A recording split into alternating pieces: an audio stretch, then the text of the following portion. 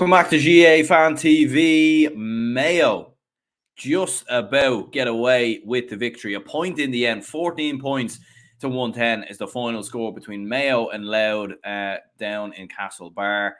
Yeah, I mean, look, again, I suppose a lot of this year's championship games, it's another game that finishes really close, and it's another game that we expected to be quite comfortable, a bit like Cork Kerry yesterday to a certain extent. And it turned out to be very close. And Louth, like, fair play to them. Like, you have to give them so much credit. And I think that Louth, just a couple of years ago, were struggling, down in Division 4 or getting relegated from Division 3. They didn't have a hope and a prayer of ever competing with a team like Mayo, let alone nearly beating them. So fair play to Louth, like a courageous performance, really well organised, really well set up. You can see the coach and you can see the structure and how they play football. And you can see the Mickey Hart effect and the blueprint all over this team. But fair play to Louth. Look, they stuck with Mayo. There was a moment towards the end of the game where it looked like Mayo were really beginning to pull away. They were 4 or 5 points up.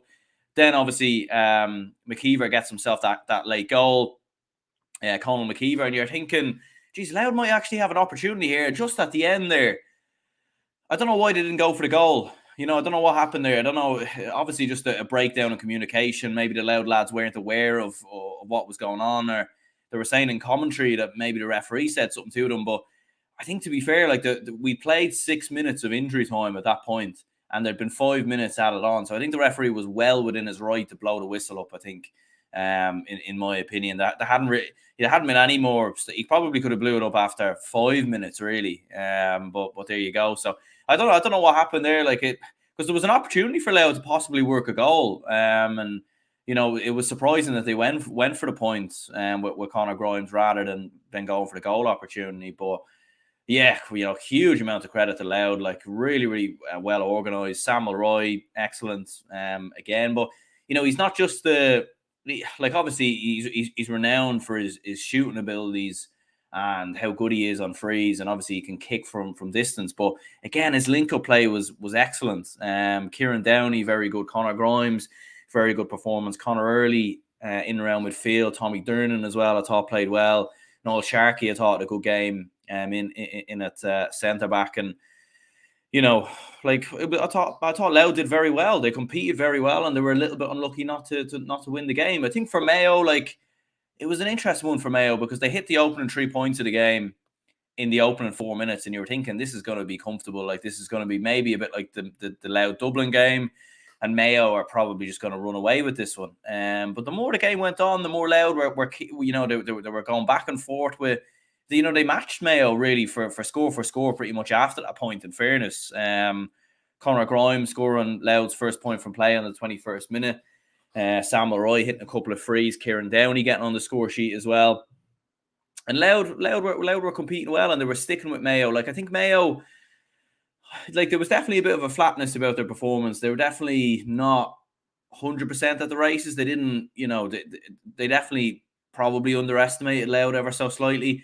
And I don't think they were, it wasn't the fluency, and it wasn't the brilliance that we usually see from Mayo or what we've seen from them so far this year.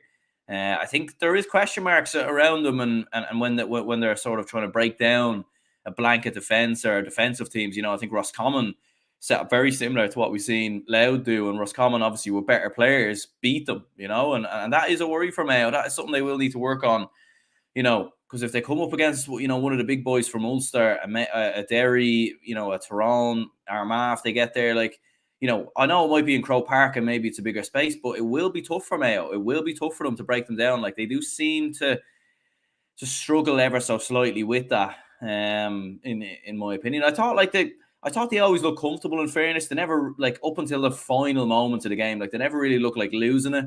I thought they were comfortable on the ball. They were managing the game well. They were buying frees. I thought Aidan O'Shea again, and a very good performance from him. 4 points. Winning, a huge magnitude of frees, setting up plays around them. He was excellent. Ryan O'Donoghue was quiet enough, but 3 points from him. Jordan Flynn, Jack Carney, both on the score sheet as well. And Mayo did struggle to get probably some of their other forwards into the game, like James Carr. Fairly uneventful game for him. Jason Doherty, we didn't see much of him as well, in fairness. But Mayo's bench did make a big difference. Like Phil McDonough and Paddy Durcan both coming off the bench and getting on the score sheet.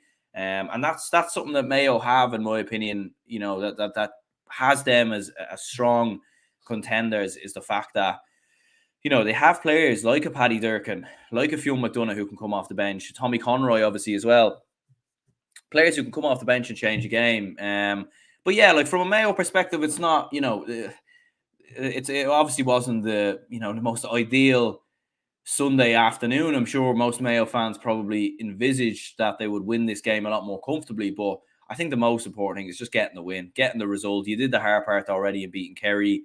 You've won more game now against Cork. You get at least a draw, a result, and then you're guaranteed an all-on a quarter final, and you'll also be avoiding the other group winners as well. So, I think for Mayo, it's definitely not room to panic. It's definitely not, anything of any nature. Like, I think there's definitely enough for them to work on. But look, a game like this could help them in the future, especially for coming up against tough sort of defensive teams. Let's be honest, a lot of teams do play that way now, in fairness. So yeah, I think from a Mayo perspective, it wasn't ideal. It wasn't perfect from them. But I think at the same time, look, they never went behind in the game. They led from literally the first kick of the ball. I mean, there was a free inside a minute. I think Aidan O'Shea popped that one over. So Mayo never went behind in the game. And I felt like even though it was a 2-3 point lead, I thought they always looked comfortable. And, Colin McKeever gets that late goal to set up a bit of a grand finale. But I do think it was fairly routine and fairly comfortable for Mayo, in fairness. Sports says here, Mayo with the win was comfortable throughout. Credit to Louth for sticking with it. Absolutely, yeah. What a performance from Louth. I don't mean to be salty, but people go on about Louth like there's some miracle. But in reality, they just sit back at every man behind the 45 and hit on the counter. It's clearly working for them.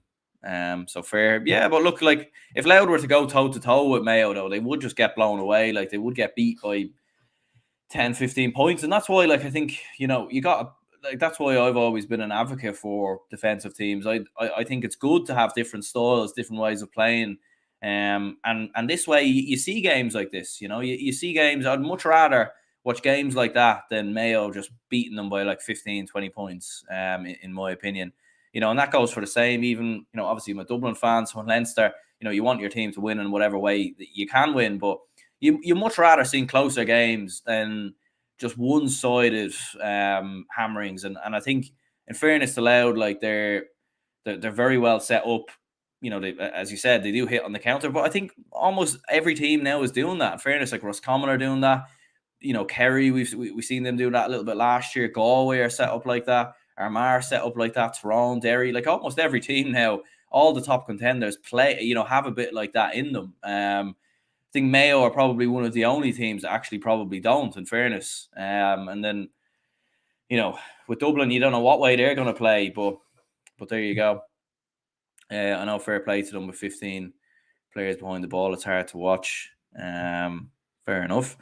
Interesting show for a penalty for Louth, pushed by the keeper at the point shooting. Yeah, I was looking at Kieran Whelan discussing that there on in the commentary or whatever. But I don't know. Like I need to see it back again. It didn't really look like a penalty, to be fair. It looked like he'd already kicked the ball at that point. I don't think it. I think the foul was probably maybe after the that way. But I don't think it was a penalty, to be fair. I think it would have been a bit harsh. If they had got it. Very poor form, very poor from Mayo today, but job done. Yeah, look, and to be fair, with the way this All-Ireland is structured, and I think we're seeing it, like there's going to be it's not going to be a straight line to the All-Ireland, for any team. There's going to be bumps in the road. Like all of the contenders, really. I think Galway have probably been the most consistent team so far this year, from the championship, and from sort of the end of the league to the championship.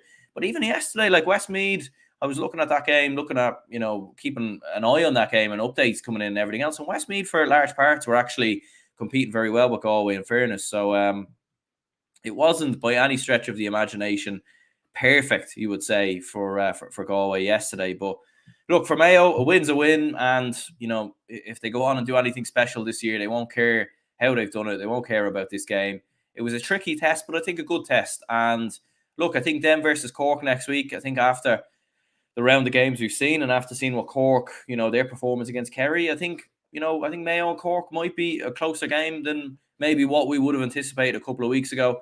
But you would feel that Mayo should still be too strong to get that win. I think that's played in a neutral stadium as well. Not too sure where it will be played, but there we go. I think Mayo should be too strong for Cork to handle. But yeah, fair play to Louth. Like, to see where they've come, obviously under Mickey Hart, and unfortunately for them, I think this, unless they can beat Kerry, which probably is going to be a very tough ask in fairness. I think Louth unfortunately will bow out of the championship. But it's been a very tough group, and I think Louth can go into next season with their heads held high, and if they can get one or two more, maybe even one more high quality forward in that team, I think Louth are more than capable of possibly getting out of Division 2. So yeah, very, very interesting game. I mean, was it the best game of football? Probably not, but it was intriguing, end to end, went down to the wire,